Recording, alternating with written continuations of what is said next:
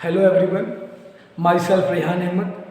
आज मैं आपके साथ लेके आया हूँ क्लास 10th के लिए जो साइंस का इम्पोर्टेंट सिलेबस है, उसमें इस बार टर्म 2 में कौन कौन से टॉपिक आ रहे हैं वो हम आपके साथ आज डिस्कस करेंगे, जो आपके कमिंग बोर्ड एग्जाम्स के लिए बहुत इंपॉर्टेंट है।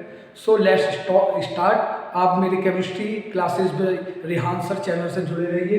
देखिए, ये आज हम डिस्कस कर रहे हैं आपके साथ साइंस सिलेबस टर्म सेकंड का 2021-22 के लिए। तो इसमें क्या क्या क्लासिफिकेशन, किस हिसाब से मार्क्स का डिस्ट्रीब्यूशन हुआ है। इसमें एक चैप्टर 4 है कार्बन एंड इट्स कंपाउंड, ये केमिस्ट्री के अंदर आता है, और एक चैप्टर 5 है पीरियोडिक क्लासिफिकेशन ऑफ एलिमेंट। ये दोनों चैप्टर केमिस्ट्री के अंदर आते हैं और ये दोनों चैप्टर 10 मार्क्स के आपके कमिंग बोर्ड एग्जाम में आ रहे हैं। ऐसे ही बायोलॉजी के अंदर ये दो चैप्टर हैं। ये चैप्टर नंबर 8 है एनसीईआरटी के अकॉर्डिंग, ये है हाउ डू ऑर्गेनिज्म रिप्रोड्यूस, और चैप्टर नंबर 9 है हेरिडिटी एंड एवोल्यूशन। ये दोनों चैप्टर 13 मार्क्स के आ रहे हैं, तो आपको इस मार्क्स के अकॉर्डिंग ही अपने एग्जाम्स की प्रिपरेशन करनी है। और ऐसे ही फिजिक्स में ये दो चैप्टर आ रहे हैं, chapter 12 electricity, chapter 13 magnetic effect of current. इन ये दोनों चैप्टर 12 मार्क्स के आ रहे हैं। और एक न्यू अलग से जो चैप्टर नंबर 5 है आवर एनवायरमेंट, ये चैप्टर 5 मार्क्स का आ रहा है। इस तरीके से टोटल ये हमारा 40 मार्क्स का पेपर है।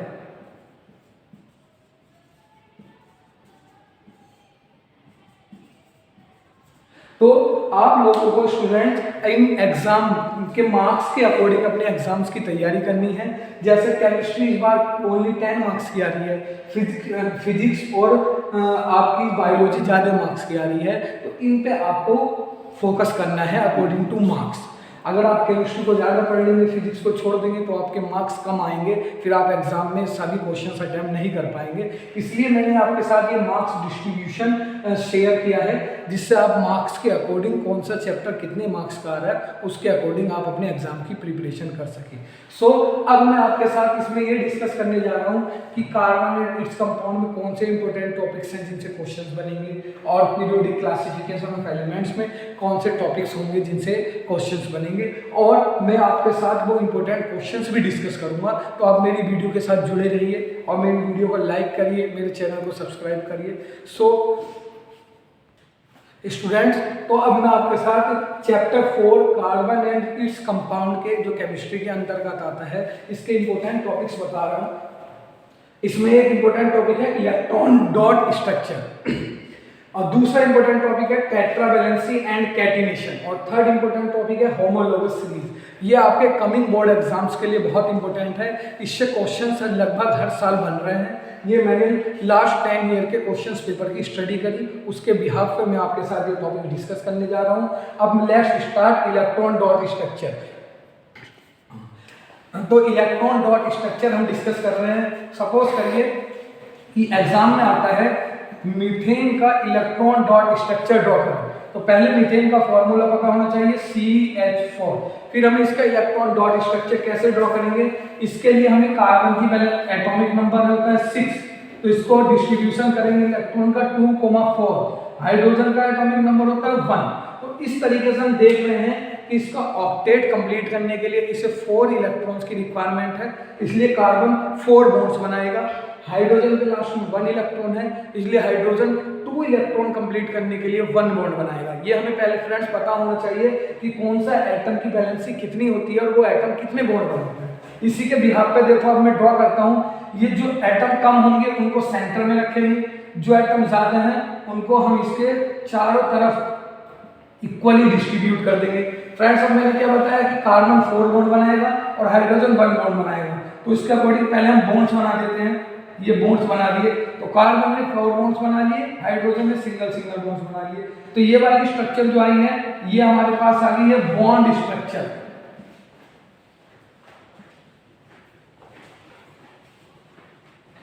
ये हमारे पास मीथेन की बॉन्ड स्ट्रक्चर आ गई है। अब इसके बिहाफ पे ही हम इसकी हेल्प से इलेक्ट्रॉन डॉट स्ट्रक्चर बनाएंगे। कैसे बनाएंगे देखते रहिए। जहां पर भी एक सिंगल बॉन्ड है वो 2 इलेक्ट्रॉन से बनता है, उसके प्लेस पे हम 2 इलेक्ट्रॉन शो कर देंगे।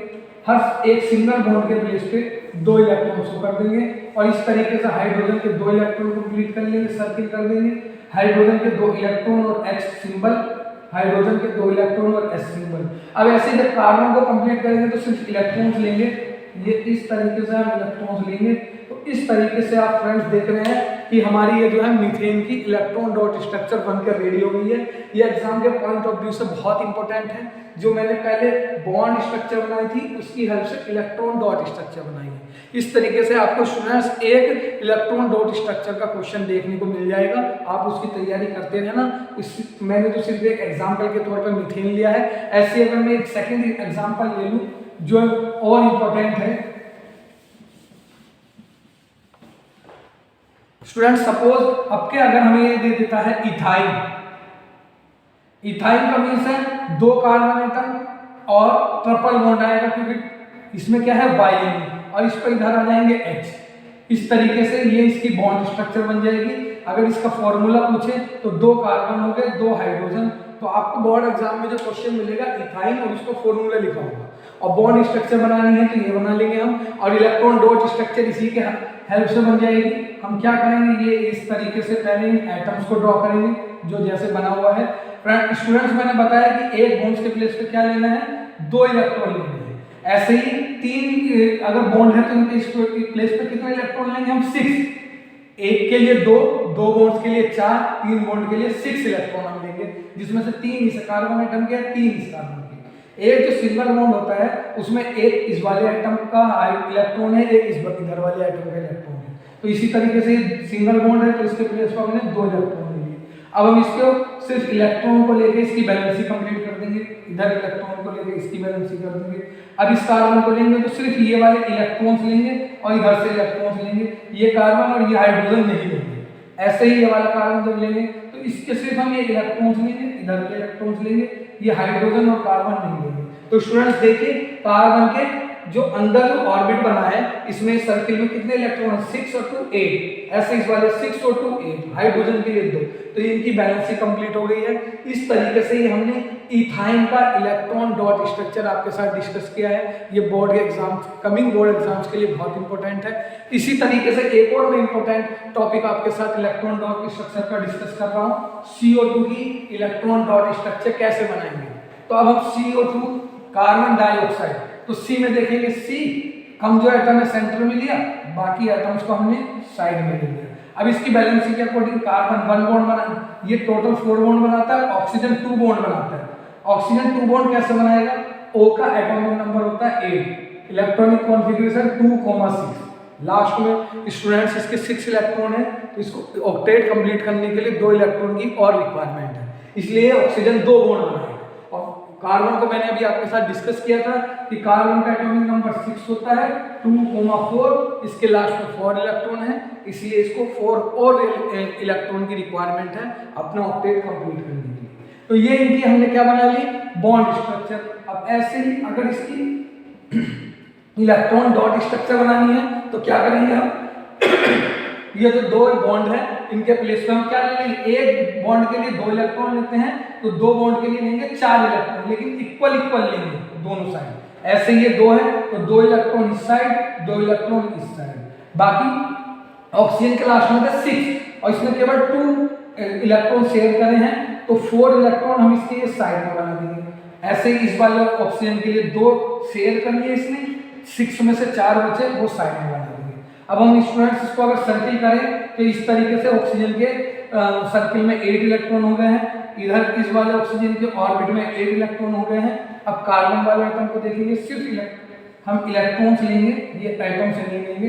तो कार्बन के भी कितने इलेक्ट्रॉन्स हो गए हैं हमारे पास, 8 इलेक्ट्रॉन हो गए।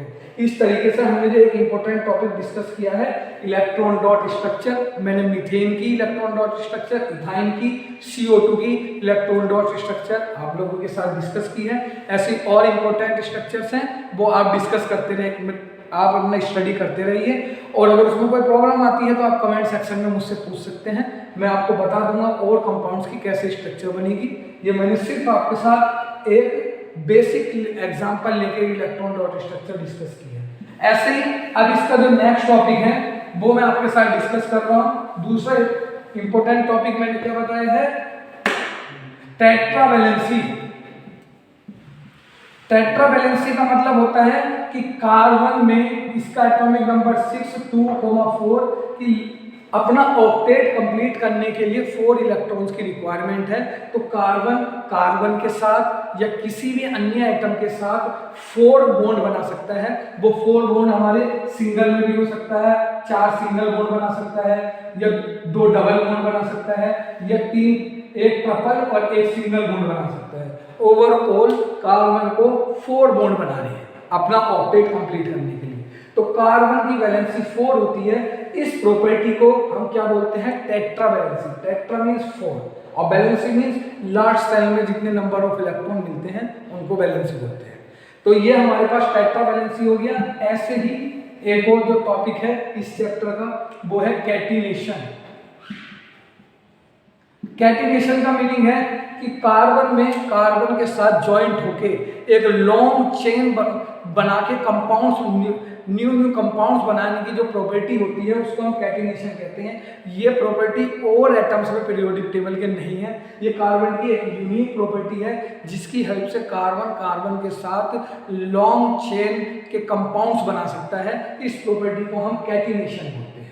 जैसे फॉर एग्जांपल ये 2 कार्बन आइटम जुड़ सकते हैं, ऐसे 3 जुड़ सकते हैं, ऐसे 4 जुड़ सकते हैं, ऐसे 5 जुड़ सकते हैं, ऐसे 6 जुड़ सकते हैं। ऐसे कार्बन सिंगल बॉन्ड से ऐसे लॉन्ग चेन के कंपाउंड बना सकता है। इसको एक प्रॉपर्टी को क्या बोल रहे हैं? कैटिनेशन।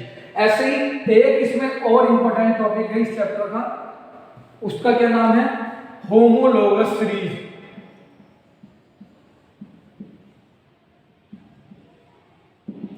होमोलोगस सीरीज का क्या मीनिंग होता है स्टूडेंट्स? होमो का मतलब होता है सेम, सीरीज का मतलब होता है कि कोई एक ग्रुप जिनकी फंक्शनल ग्रुप सेम हो। तो इसका मतलब यह है कि ऐसे कंपाउंड्स जिसमें सेम फंक्शनल ग्रुप होता है और जिसमें 2 कंटिन्यूअस कंपाउंड्स के बीच में CH2 का डिफरेंस होता है। और अगर मॉलिक्यूलर मास का जो डिफरेंस होता है वो अगर उसकी हम बात करें तो वो 14 U का डिफरेंस होता है। U एटॉमिक मास की यूनिट हो गई। फॉर एग्जांपल अगर मैं आपके साथ एल्केन सीरीज का कोई कंपाउंड लूं, मीथेन, ये फर्स्ट हो गया, इसका फॉर्मूला CH2। दूसरा इथेन, ये सेकंड हो गया, इसका फॉर्मूला C2H6। स्टूडेंट्स अगर आप देखें इन दोनों के बीच में अगर मैं डिफरेंस देखूं तो 2 C है, 1 C है, तो इसमें से 1 C आएगा, 6H है, 4H है, तो इसमें से 2 आएगा। तो स्टूडेंट्स यही मैं आपको बता रहा था कि किसी भी सीरीज के जो सेम सीरीज है उसमें से 2 कंटिन्यूअस कंपाउंड अगर हम लेंगे तो उनके बीच में CH2 का डिफरेंस होगा। और C का मास होता है 12, H का मास होता है 1, इनका मास अगर हम कंबाइन कर दें तो 14 आएगा। तो होमोलोगस सीरीज की क्या डेफिनेशन होगी? ऐसी सेम सीरीज जिसमें सेम फंक्शनल ग्रुप हो और जिसमें 2 कंटिन्यूअस कंपाउंड के बीच में CH2 का डिफरेंस हो या फिर मोलर मास में 14 U का डिफरेंस हो, उसको हम होमोलोगस सीरीज बोलते हैं। एग्जांपल के तौर पे एल्केन हमारी ये होमोलोगस सीरीज हो गई क्योंकि एल्केन में सब सिंगल बॉन्ड होगा कार्बन के बीच में। ऐसे ही एल्कीन में क्या होगा? हमारा डबल बॉन्ड होगा कार्बन के बीच में। ऐसे ही एल्काइन, इसमें ट्रिपल बॉन्ड होगा कार्बन के बीच में। Alcohol, ether, carboxylic acid, aldehyde, ketones.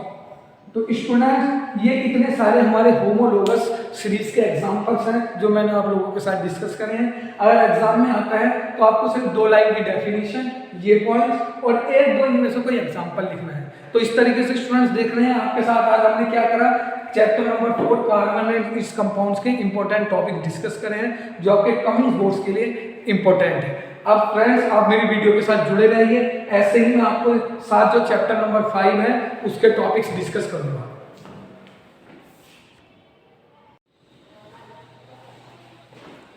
Dear students, अब मैं आपके साथ डिस्कस करने जा रहा हूं जो चैप्टर नंबर 5 है हमारा केमिस्ट्री का, उसका नेम है पीरियोडिक क्लासिफिकेशन ऑफ एलिमेंट्स। इसमें कौन कौन से इंपॉर्टेंट टॉपिक्स हैं वो अब मैं आपके साथ डिस्कस करूंगा। जैसे डोवेनाइरा ट्राइब्स, दूसरा इंपॉर्टेंट टॉपिक है न्यूलैंड लॉ ऑफ ऑक्टेव्स, तीसरा इंपॉर्टेंट टॉपिक है मेंडलीव पीरियोडिक लॉ और फोर्थ इंपॉर्टेंट टॉपिक है मॉडर्न पीरियोडिक लॉ। और फिफ्थ इंपॉर्टेंट टॉपिक है जिसमें हमें पोजीशन निकालनी है एटम्स की, मीन्स इसका ग्रुप नंबर और पीरियड नंबर हमें बताना है कि कोई एलिमेंट्स जो है वो किस, अगर उसका एटॉमिक नंबर गिवन है तो उसका पीरियड नंबर क्या होगा, उसका ग्रुप नंबर क्या होगा, वो हम आपके साथ डिस्कस करेंगे कि कैसे हम उसकी पोजीशन को कैलकुलेट करते हैं। तो सो लेट्स स्टार्ट। देखिए स्टूडेंट, जुड़े रहिए मेरी वीडियो के साथ। डॉवेल-राइनर ट्राइब्स क्या होता है? डॉवेल-राइनर एक साइंटिस्ट थे जिन्होंने जो हमारे पीरियोडिक टेबल के एलिमेंट्स हैं उनको सबसे पहले क्लासिफाई करा था। उन्होंने बताया था ट्राइड्स का मतलब होता है तीन एलिमेंट्स को लेकर उन्होंने करा।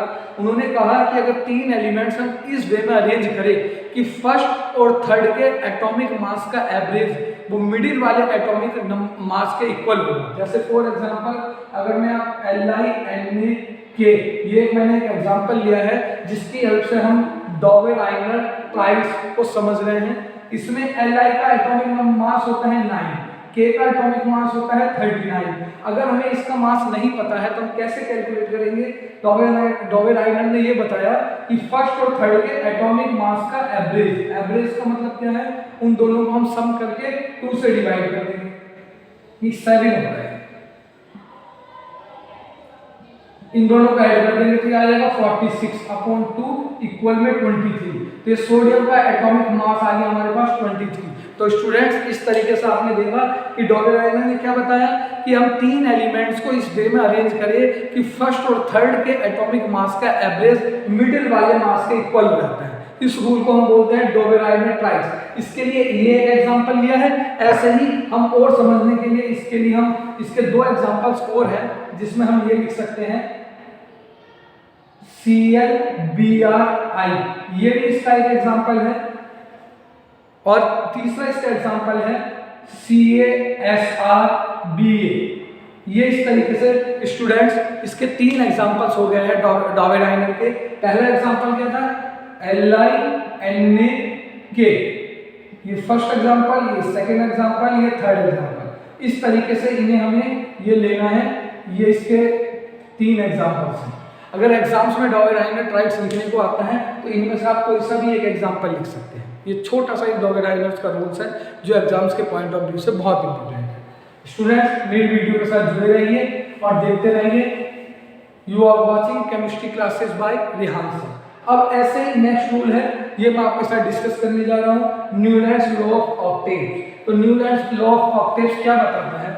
ऑक्टेव्स का मतलब होता है 8। न्यूलैंड्स ने ये बताया कि अगर हम एलिमेंट्स को अब इस वे में अरेंज करें कि जो फर्स्ट एलिमेंट्स की प्रॉपर्टीज हैं वो 8 एलिमेंट्स की प्रॉपर्टीज के सिमिलर होती हैं तो उसको हम क्या बोलते हैं? Newlands law of octaves.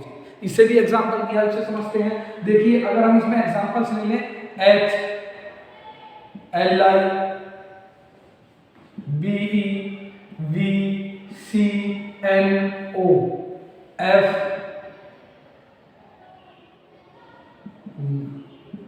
Mg, Al। तो स्टूडेंट्स हमने आप देख रहे हैं कि हमने कैसा एग्जांपल लिया।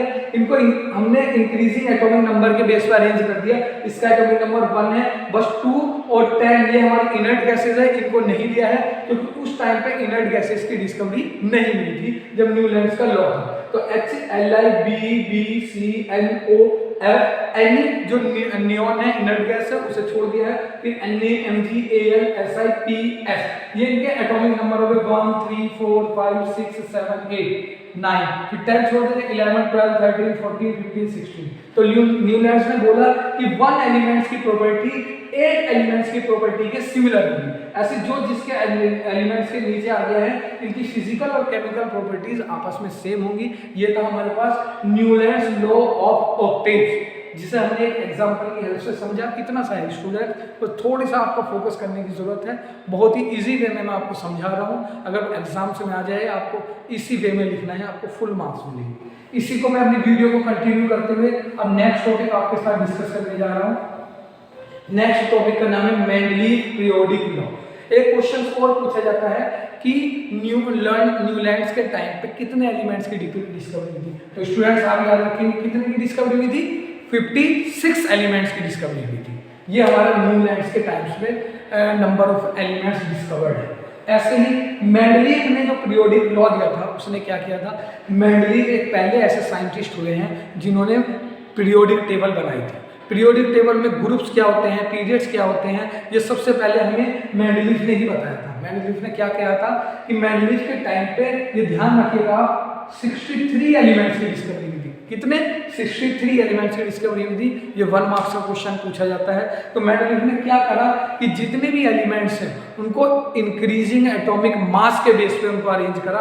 स्टूडेंट्स ये बात ध्यान रखने वाली बात है कि किसके बेस पर अरेंज करा, इंक्रीजिंग एटॉमिक मास के बेस पे करा। उन्होंने कहा कि the chemical and physical properties of elements are the periodic function of their atomic masses. ये हमारा मेंडलीव का पीरियोडिक लॉ है जो एटॉमिक मासेस के बेस पे गिवन है। और मेंडलीव के टाइम पे 63 एलिमेंट्स की डिस्कवरी हुई थी। और मोस्ट इंपोर्टेंट ये पूछा जाता है कि मॉडर्न पीरियोडिक लॉ क्या है। अब मॉडर्न पीरियोडिक लॉ क्या है? मॉडर्न पीरियोडिक लॉ और मेंडलीव लॉ बिल्कुल सेम है, सिर्फ हमें एटॉमिक मास के प्लेस पे एटॉमिक नंबर लिखना है। मींस कि physical and chemical properties of elements is their function of atomic masses. Means अगर हम एटॉमिक जो नंबर्स हैं, अगर एलिमेंट्स को हम इंक्रीजिंग एटॉमिक नंबर के बेस पे अरेंज कर दे तो हमारा मॉडर्न पीरियोडिक लॉ आ जाएगा। अब ये पूछा जाता है मॉडर्न पीरियोडिक लॉ में इस टाइम एट द प्रेजेंट कितने एलिमेंट्स हैं? फ्रेंड्स कितने हैं? 118 एलिमेंट्स हमारे प्रेजेंट में पीरियोडिक टेबल में है। और स्टूडेंट्स ये पूछा जाता है कि मॉडर्न पीरियोडिक टेबल में अगर हम इस तरीके से एक टेबल बनाएंगे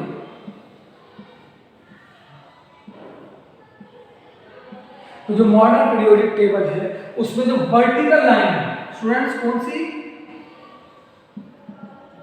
वर्टिकल लाइंस। वर्टिकल लाइंस कौन सी हो रही? ये वाली। इनको हम बोलते हैं ग्रुप्स।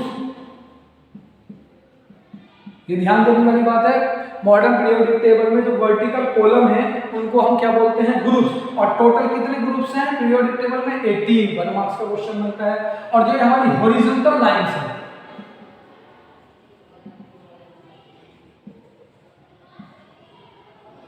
हॉरिजॉन्टल जो लाइंस है इनको हम क्या बोलते हैं? पीरियड्स। और ये पूछा जाता है there are how many periods are present in modern periodic table, तो कितने हैं? 7। तो स्टूडेंट्स 1 नंबर का हमारा ये क्वेश्चन बन गया कि मॉडर्न पीरियोडिक टेबल में कितने ग्रुप्स होते हैं? 18। और ग्रुप्स किसको बोलते हैं? वर्टिकल कॉलम्स को।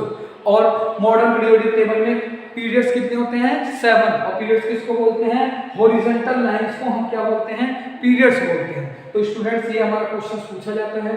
अब मैंने आपके साथ एक मॉडर्न पीरियोडिक टेबल और मेंडलीव पीरियोडिक लॉ में जो है आपके साथ पॉइंट्स डिस्कस करे हैं। और मॉडर्न पीरियोडिक टेबल और मेंडलीव का जो पीरियोडिक लॉ है उन दोनों में डिफरेंस लिखने को आता है। वो क्वेश्चंस भी आपको देखना है कि किस तरीके से उसमें कम से कम 4 पॉइंट्स आपको लिखने हैं उसमें। अब एक इंपॉर्टेंट टॉपिक मैं आपके साथ ये डिस्कस करने जा रहा हूँ। ये बहुत इंपॉर्टेंट क्वेश्चंस बनता है इससे, जो एग्जाम्स में एवरी ईयर आ रहा है। जैसे कि कोई एक एटॉमिक नंबर दे देंगे, जैसे बोला उन्होंने क्लोरीन, इसका एटॉमिक नंबर 17 है, इसका ग्रुप नंबर और पीरियड नंबर बताइए। तो स्टूडेंट्स कैसे बताएंगे? सबसे पहले इसका हमें इलेक्ट्रॉनिक कॉन्फ़िगरेशन करना पड़ेगा। पहली सेल में आते हैं 2 इलेक्ट्रॉन, दूसरी सेल में आते हैं 8 इलेक्ट्रॉन। अब ये टोटल हो गए 10। 17 में से 10 गए, बचा 7। अब ये 7 इलेक्ट्रॉन हमने लिख दिए तीसरी सेल में। तो स्टूडेंट्स ये सेल बन गई 1 2 3। यहाँ पर हमारे पास कितनी सेल हो गई हैं? 3। इन सेल्स को ही हम बोलते हैं पीरियड नंबर। समझ में आया स्टूडेंट्स? नहीं समझ में आया तो एक बार फिर से देखिए। बहुत इंपॉर्टेंट क्वेश्चन है, एग्जाम में एवरी ईयर आ रहा है कि हमें कोई एलिमेंट्स दे रखा है, उसका एटॉमिक नंबर दे रखा है, उसका हमें क्या बताना है? ग्रुप नंबर और पीरियड नंबर बताना है। तो स्टूडेंट्स उसके लिए क्या करेंगे? पहले बोहर के अकॉर्डिंग उसका इलेक्ट्रॉनिक कॉन्फ़िगरेशन करेंगे, जिसमें पहली सेल में 2 इलेक्ट्रॉन आते हैं, दूसरी सेल में 8 इलेक्ट्रॉन आते हैं, तीसरी सेल में जो बच गए वो वाले हमने 7 इलेक्ट्रॉन लिख दिए। इस तरीके से फ्रेंड्स इसमें 1 2 3 सेल्स थी, इसी को हम पीरियड नंबर बोलते हैं। ग्रुप नंबर कैसे निकालेंगे? ग्रुप नंबर निकालने के लिए स्टूडेंट्स हम क्या करेंगे? लास्ट में जितने इलेक्ट्रॉन आए हैं हमारी बैलेंस सेल में, अगर ये 1 और 2 से ज्यादा है, या तो 3 है, 4 है, 5 है, 6 है, 7 है, तो इसमें हम 10 प्लस कर देंगे। जितने भी लास्ट सेल में इलेक्ट्रॉन आए हैं उसमें 10 प्लस कर देंगे तो ये आ गया 17, तो इसका ग्रुप नंबर आ गया स्टूडेंट 17। ऐसा हम 1 और 2 के केस में नहीं करेंगे। अगर 1 आता तो ग्रुप नंबर 1 हो जाता, 2 आएगा तो ग्रुप नंबर 2 आएगा, लेकिन 3, 4, 5, 6, 7 के लिए हम उसमें 10 ऐड कर देंगे और ये हमारा ग्रुप नंबर आ जाएगा। स्टूडेंट्स हम 10 ही क्यों ऐड करते हैं, क्योंकि पीरियोडिक टेबल को 4 हमारे ब्लॉक्स में बांटा गया है, एस, पी, डी, एफ। अगर हम इस पीरियोडिक टेबल को देखें तो एस में 1 और 2 दो ग्रुप आते हैं, डी में हमारे आते हैं 3 से लेके 12 तक, और पी में आते हैं हमारे 13 से लेके 18 तक। तो ये हमारे जो ग्रुप्स आ रहे हैं, ये हमारा इसमें 2 ग्रुप्स इसमें हो गए हैं, 12 इसमें हो गए, 2 और 10 ऐड करेंगे तो 12। तो पी ग्रुप की जो स्टार्टिंग हो रही है वो 13 से हो रही है, इसलिए हम उसमें 10 प्लस कर देते हैं और पहले और दूसरे में कुछ भी प्लस नहीं करते हैं। ये आपके लेवल से बड़ी बात है, ये क्लास 11th की बात है। धीरे धीरे जब आप क्लास 11th में आएंगे तो हम ये आपको पढ़ाएंगे या आपके साथ डिस्कस करेंगे, तभी आप वहाँ पे सीख जाएंगे। फिलहाल आपको सिर्फ इतना सा ध्यान रखना है कि जब भी 1, 2 से ज़्यादा है, अगर हमारे पास एटम्स इलेक्ट्रॉन्स आ रहे हैं तो उसमें 10 ऐड कर देंगे। स्टूडेंट्स हम आपके साथ एक और ऐसे ही क्वेश्चन डिस्कस करने जा रहे हैं जिसका हमें ग्रुप नंबर और पीरियड नंबर होता है। स्टूडेंट्स अगर हमारे पास ऐसे ही एक एटम दे दिया सोडियम, उसका एटॉमिक नंबर 11, अब हमें उसकी पोजीशन बतानी है पीरियोडिक टेबल में, मींस उसका ग्रुप नंबर और पीरियड नंबर बताना है। तो इसका इलेक्ट्रॉनिक कॉन्फ़िगरेशन करेंगे 2, 8, 1। कितनी साइड हो गई 1, 2, 3, तो पीरियड नंबर हमारा कितना हो गया स्टूडेंट्स 3। बहुत ईजी है, बस ध्यान से देखिए। और अगर इसका ग्रुप नंबर बताएं तो यहाँ 1 है, तो ग्रुप हमारे पास हो जाएगा 1। 11 भी होगा स्टूडेंट्स, इसमें 10 ऐड नहीं करेंगे, 1 और 2 के लिए 10 ऐड नहीं करते हैं, ये मैं आपके साथ पहले ही डिस्कस कर चुका हूँ। ऐसे एक और नेक्स्ट क्वेश्चन अगर हम ले लें जिसपे डिस्कस करें कि इसका ग्रुप नंबर और पीरियड नंबर क्या होगा। सपोज करिए हमने ले लिया नाइट्रोजन है, इसका एटॉमिक नंबर 7, कैसे करेंगे 2, 5। अब देखो कितनी चाल है 1 और 1, 2, तो पीरियड नंबर क्या हो गया 2 और ग्रुप नंबर कितना हो जाएगा। देखिए स्टूडेंट मैंने आपको बताया था कि अगर ये 2 से ग्रेटर आ जाए तो इसमें 10 प्लस कर देते हैं, तो ये हमारे पास कितना आ जाएगा 15। और इसका तो इस तरीके से हम देख रहे हैं कि इसका पीरियड नंबर 2 आया है, ग्रुप नंबर 15 आया है। स्टूडेंट बहुत इजी है, इस टॉपिक को बिल्कुल भी स्किप मत करिएगा, बोर्ड में से इसमें से क्वेश्चंस आना ही है। अब आप मेरी वीडियो के साथ जुड़े रहिए, देखते रहिए। और अब इसके बाद मैं आपके साथ डिस्कस करने जा रहा हूँ, ये मैंने आपके साथ अभी केमिस्ट्री के पॉइंट्स डिस्कस करे हैं, जिसमें से Mendeley periodic law, modern periodic law बहुत इंपॉर्टेंट है, उस पर ग्रुप नंबर पीरियड नंबर कैसे निकालते हैं ये बहुत इंपॉर्टेंट है। मेंडली पीरियोडिक लॉ और मॉडर्न पीरियोडिक लॉ में डिफरेंस कैसे करेंगे ये इंपॉर्टेंट है, और हमारा न्यूलैंड का लॉ कैसे निकालते हैं ये इंपॉर्टेंट है। इस तरीके से हम आपके साथ ये कुछ इंपॉर्टेंट क्वेश्चन डिस्कस कर रहे हैं। स्टूडेंट्स आप मेरी वीडियो के साथ जुड़े रहिए और देखते रहिए।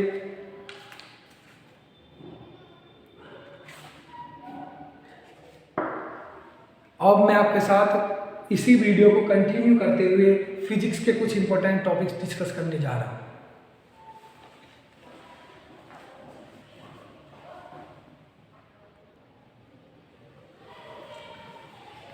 तो डियर स्टूडेंट्स अब हम आपके साथ डिस्कस करने जा रहे हैं फिजिक्स के इंपॉर्टेंट टॉपिक क्लास 10 के लिए। फिजिक्स में चैप्टर 12 है इलेक्ट्रिसिटी। इसके कौन कौन से इंपॉर्टेंट टॉपिक्स हैं जो आपके बोर्ड एग्जाम्स में आ रहे हैं। पहला इंपॉर्टेंट टॉपिक है आपका ओम्स लॉ। ये आपको टॉपिक बिल्कुल भी स्किप नहीं करना है। ओम्स लॉ लगभग एवरी ईयर आपका एग्जाम्स में, बोर्ड एग्जाम्स में आ रहा है, आपको इसको बहुत ही ध्यान से देखना है।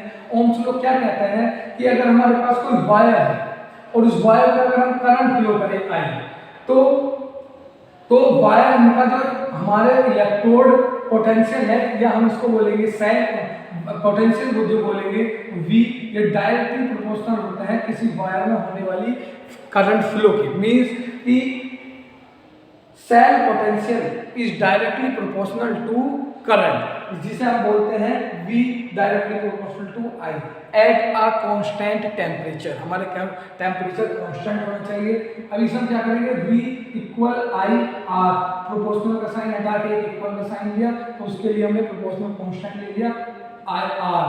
तो ये हमारा ओम्स लॉ का फॉर्मूला आ गया, V इक्वल आई आर, जिसमें V पोटेंशियल है, पोटेंशियल डिफरेंस, I करंट को डिनोट करता है और R रेजिस्टेंस को डिनोट करता है। ये हमारा ओम्स लॉ आ गया। अगर ओम्स लॉ का ग्राफ हमारा बनाने को आता है V और I के बीच में,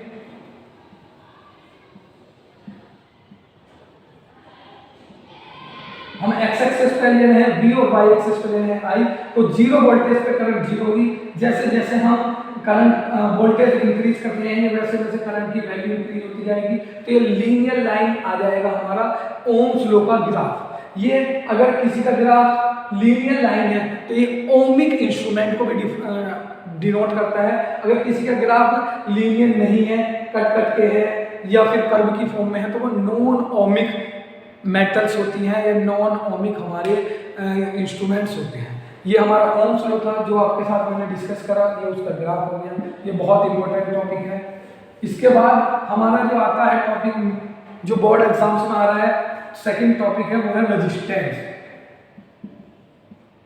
रेजिस्टेंस क्या होता है स्टूडेंट? रेजिस्टेंस होता है जो हमारी करंट के फ्लो में ऑब्स्टिकल क्रिएट करता है, उसको हम रेजिस्टेंस बोलते हैं। मींस किसी वायर में फ्लो होने वाली करंट का ये अपोज करेगा। इसका वैसे अगर सर्किट डायग्राम बनाएंगे हम तो इसका सिंबल ये होता है, जैसे रोड में ब्रेक डाउन लगे होते हैं वो हमारे व्हीकल्स के स्पीड को स्लो करते हैं। ऐसे ही अगर हमारी सर्किट में इलेक्ट्रिक सर्किट में रेजिस्टेंस लगे हैं तो वह हमारी करंट्स जो फ्लो हो रही है उसको वो रिड्यूस करेंगे। तो इस तरीके से जो रेजिस्टेंस हो गया। अब एक वायर का रेजिस्टेंस होता है R directly proportional to its length, R inversely proportional to its area, और इन दोनों को मिला दें हम तो ये आ जाता R L अपॉन A, और प्रोपोर्शनल का साइन को हटा के इक्वल का साइन लेंगे तो हो जाएगा R equal rho L upon A। ये बहुत इंपॉर्टेंट फॉर्मूला है हमारे स्टूडेंट, जो हमारा ये क्या है, एक वायर का रेजिस्टेंस निकालने का फॉर्मूला है। इसको ध्यान से देखना है। ये इसका डेरिवेशन हो गया है। रेजिस्टेंस का ये सिंबल होता है इलेक्ट्रिक सर्किट में, और एक वायर के रेजिस्टेंस का फॉर्मूला होता है R equal rho L upon A, जहां R रेजिस्टेंस को डिनोट करता है, रो रेजिस्टिविटी को डिनोट करता है। मींस कि ये किस मेटल का हमने वायर लिया है उसके लिए रो की वैल्यू डिफरेंट होगी डिफरेंट वायर से। L वायर की लेंथ होगी, A वायर का क्रॉस सेक्शन एरिया होगा। क्रॉस सेक्शन एरिया का मतलब है जैसे स्टूडेंट्स ये मार्कर है तो ये जो इसका क्रॉस सेक्शन ये वाला पार्ट हो गया, इसका फॉर्मूला होता है पाई आर स्क्वायर, सर्किल वाला पार्ट इसका एरिया, इसको हम बोलते हैं क्रॉस सेक्शन एरिया, और ये हमारा फॉर्मूला हो गया है। स्टूडेंट्स ऐसे ही हमें क्या करना है फिजिक्स में, जो रेजिस्टेंस का जो नेक्स्ट इंपॉर्टेंट टॉपिक है कि रेजिस्टेंस को सीरीज में और पैरेलल में कंबाइन कैसे करेंगे। अगर हमारे पास R1, R2, R3 ऐसे बहुत सारे रेजिस्टेंस हैं, तो अगर हम उनको सीरीज में कंबाइन करेंगे तो उनका क्या फॉर्मूला होगा, पैरेलल में कंबाइन करेंगे तो उनका क्या फॉर्मूला होगा। सीरीज में कंबाइन करने में इनका जो इक्विवेलेंट रेजिस्टेंस आएगा वो आएगा R equal R1 plus R2 plus R3। ये ध्यान रखिएगा, ये सीरीज का फॉर्मूला है।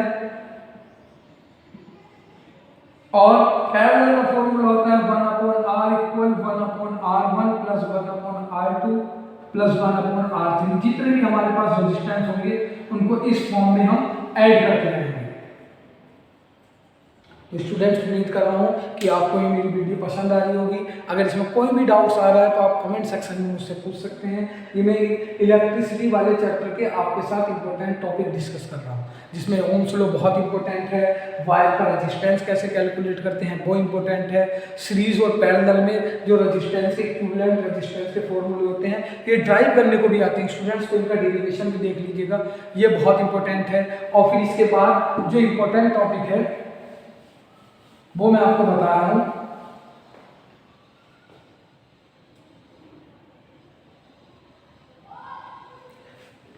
पावर का फॉर्मूला स्टूडेंट्स, पावर क्या होती है, P इक्वल VI। पावर के डिफरेंट फॉर्मूले हैं, इनके ऊपर न्यूमेरिकल आता है। इसमें हम इस तरीके से भी इसको निकाल सकते हैं, V equal W upon Q। तो यहां से हम ये हमारा पोटेंशियल डिफरेंस का फॉर्मूला है V equal W upon Q. ये पावर का फॉर्मूला है। फिर हीट का फॉर्मूला, इसका सिंबल होता है H, I स्क्वायर R। ये डिफरेंट इसके फॉर्मूले हैं, ये आप इनको देख लीजिएगा। पावर और हीट, इनको स्किप मत करिएगा, ये बहुत इंपॉर्टेंट टॉपिक है। तो स्टूडेंट्स, ये आपने देखा, मैंने आपके साथ चैप्टर 12 में इलेक्ट्रिसिटी वाले चैप्टर के इंपॉर्टेंट टॉपिक्स डिस्कस करें। इन टॉपिक्स को आप जरूर पढ़िएगा। ऐसे ही मैग्नेटिक इफेक्ट ऑफ करंट्स में चैप्टर 13 में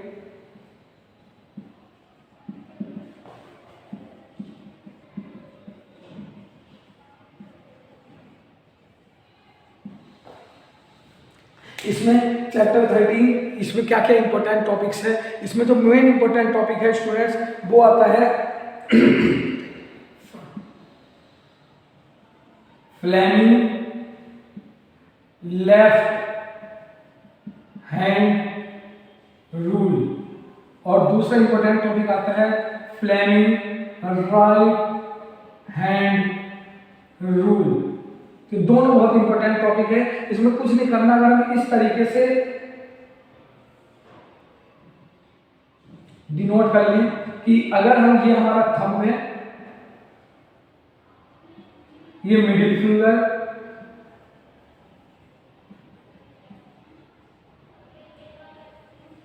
और ये हमारी थर्ड फिंगर होगी।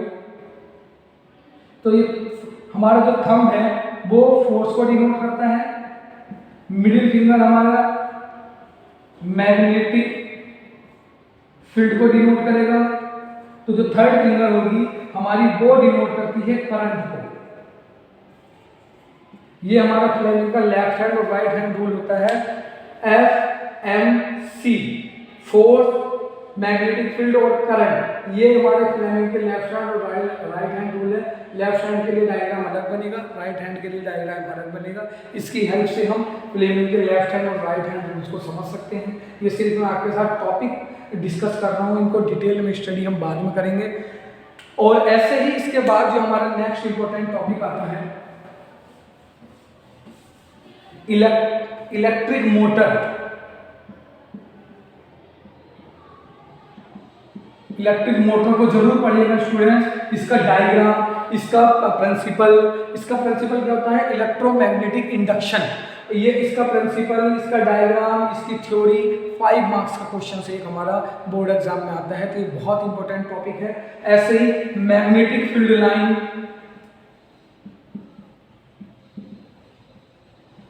इसका डायग्राम बनाने के लिए आता है। ये बहुत इंपॉर्टेंट टॉपिक है कि अगर हम एक मैग्नेट ले लेते हैं इस तरीके से, ये नॉर्थ पोल हो गया, ये साउथ पोल हो गया। अगर इसमें मैग्नेटिक लाइंस का डायग्राम ड्रॉ करें तो मैग्नेटिक लाइंस हमेशा नॉर्थ से स्टार्ट होती हैं, साउथ पे एंड होती हैं, आउटसाइड में।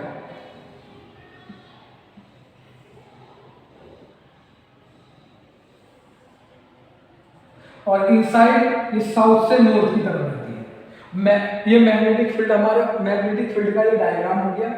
और इसकी मैग्नेटिक फील्ड लाइंस की प्रॉपर्टीज लिखने को आती है कि दो मैग्नेटिक लाइन कभी भी आपस में कट नहीं कर सकती। क्यों? अगर वो ऐसा करेंगी तो उसे इंटरसेक्शन पॉइंट पर 2 डायरेक्शन होंगी, जो कि ऐसा पॉसिबल नहीं है। मैग्नेटिक फील्ड की लाइंस की जो डायरेक्शन होती है आउटसाइड नॉर्थ से साउथ में होती है, और मैग्नेट के इनसाइड साउथ से नॉर्थ में होती है। ये हमें मैग्नेटिक प्रॉपर्टी पढ़नी है भी फ्रेंड्स, भी मैं आपके साथ टॉपिक डिस्कस कर रहा हूँ। ये उसका डायग्राम है। इस तरीके से ये इंपॉर्टेंट टॉपिक्स हैं जो मैं आपको बता रहा हूँ।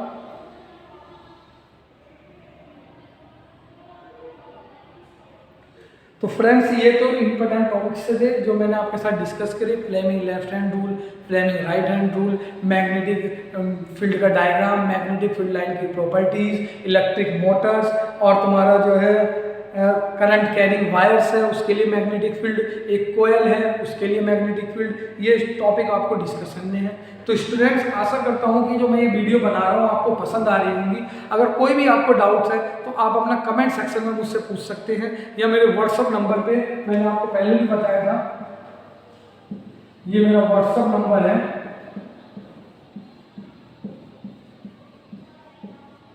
इस पर आप अपनी क्वेरी पूछ सकते हैं। आपकी क्वेरी का एज सुन एज पॉसिबल जितना होगा आपको तुरंत इसका आंसर दिया जाएगा। तो स्टूडेंट्स, उम्मीद कर रहा हूँ कि आपको मेरी वीडियो पसंद आ रही है और इसी तरह आप अच्छे मार्क्स लाने के लिए कमिंग्स बोर्ड एग्जाम में मेरी वीडियो से जुड़े रहिए। मेरे चैनल को सब्सक्राइब करिए, लाइक करिए, कमेंट्स करिए। Thank you for watching. You are watching chemistry classes by Rehan sir. Thank you.